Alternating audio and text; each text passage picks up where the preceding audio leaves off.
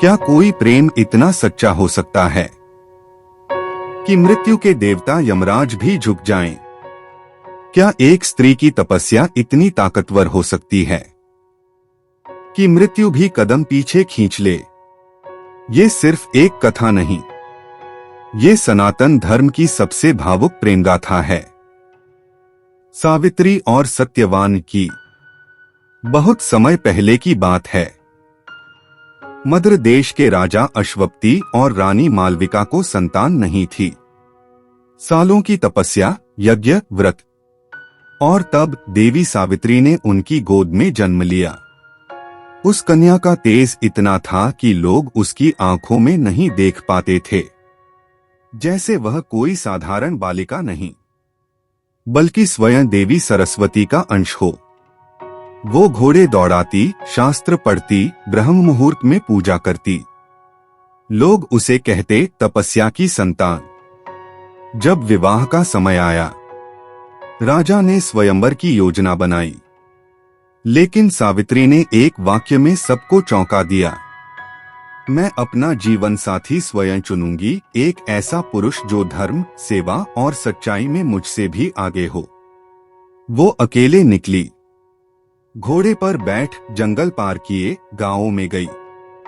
और तब एक दिन उसने देखा, एक युवक अपने अंधे पिता की सेवा कर रहा है, लकड़ियां काट रहा है और मां को मुस्कुराकर खाना दे रहा है। वो था सत्यवान। सावित्री की आंखों में कुछ चमका। उसने अपने मन में कहा, यही है वो आत्मा जिसे मेरा मन जन्मों से पहचानता है। लेकिन जब उसने सत्यवान के बारे में जाना, तो सच्चाई सामने आई। सत्यवान असल में एक राजकुमार था, जिसका राज्य छिन गया था। अब वो जंगल में अपने अंधे माता पिता के साथ रहता था। जब सावित्री ने पिता से विवाह की बात कही, राजा अश्वपति घबरा गए। उन्होंने बुलाया देवर्षि नारद को। नारद जी बोले, सत्यवान तो गुणी है, लेकिन वो मात्र 1 साल और जीवित रहेगा। राजा घबरा गए, बोले, बेटी, यह तो मृत्यु का वरण है। सावित्री ने शांत स्वर में कहा, मैं जन्म के लिए नहीं, धर्म के लिए विवाह कर रही हूं। मैं उसके साथ मृत्यु तक नहीं, मृत्यु के पार भी रहूंगी। सावित्री ने विवाह किया। वन में कुटिया बनी। हर दिन सेवा, तपस्या और प्रेम से जीवन बीता। लेकिन 1 वर्ष बीतने को आया। सावित्री ने 3 दिन का निर्जला उपवास रखा।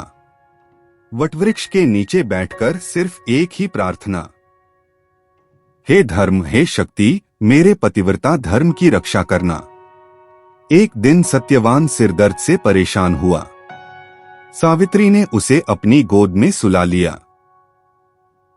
अचानक हवा थम गई, पत्ते रुक गए और सामने प्रकट हुए यमराज। वो सत्यवान की आत्मा को लेकर चलने लगे। सावित्री पीछे पीछे चलने लगी। यमराज बोले, देवी, तुम यहां तक नहीं आ सकती, लौट जाओ। सावित्री, जहां मेरे पति हैं, वहीं मेरा धर्म है।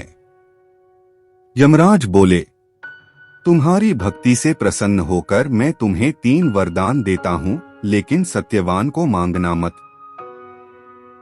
1, मेरे ससुर को आंखों की रोशनी लौट आए। 2, मेरे पिता को 100 पुत्र मिलें। 3, मुझे 100 पुत्र प्राप्त हों। यमराज मुस्कराए। तथास्तु।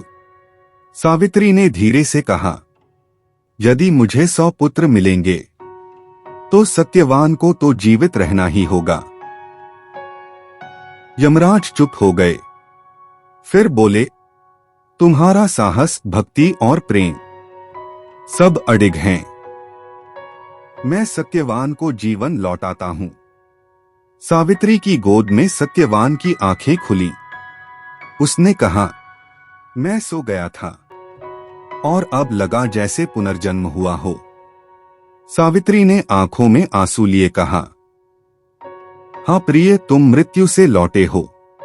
प्रेम के साथ आज भी हर साल वट सावित्री व्रत किया जाता है, क्योंकि उस दिन एक नारी ने मृत्यु को पराजित किया। उसके प्रेम और धर्म ने संपूर्ण सनातन को यह दिखाया, जहां सच्चा प्रेम है वहां मृत्यु भी पराजित हो जाती है। अगर आपको यह कथा भावुक कर गई हो तो इसे जरूर साझा कीजिए। सनातन गाथा को सब्सक्राइब करें ऐसी ही कहानियों के लिए, जो सिर्फ सुनने के लिए नहीं, जीने के लिए होती हैं।